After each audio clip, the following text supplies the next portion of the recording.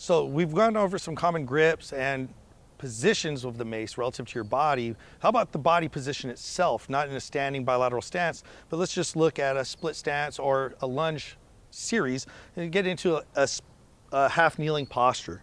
So a half kneeling posture, we have the points of contact on the ground creating stability, and we can look at the mace orientation depending upon whether it's on the open hip or over the closed hip in terms of the position of the load. Maybe I'm feeding dysfunction that's already there and allowing for the body to reflexively stabilize in response to the mace pulling me into a position of less stability. So very much RNT-like. We'd use bands a lot of times to do that. In this case, we can use the mace. Same thing if we change position to a rack or overhead position. How does the body respond differently to that relative position of the mace head over the closed hip versus over the open hip? How about rotational loads? So if I'm in that same position and then I go into this side-loaded, rotated bottom position, this is creating a lot of torso rotation, and it's still stabilizing the hip and the knee in that plane. So here, torso rotated, I can keep my eyes forward, or I can work on rotating my eyes neutral in configuration with my torso.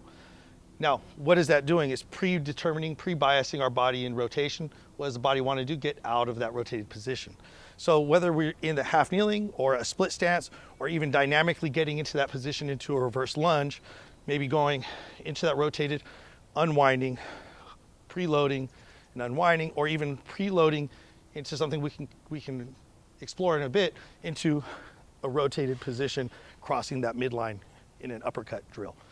So many different ways we can go about this. Certainly not an exhaustive example, but just want to make sure we're using the same foundational framework that we would apply with any other movement to the mace, and just looking at how the different positions the mace would be in, the relative position of the load, and also not thinking just fixed with a near grip, but potentially even managing distance from midline with the hand placement changing down the handle.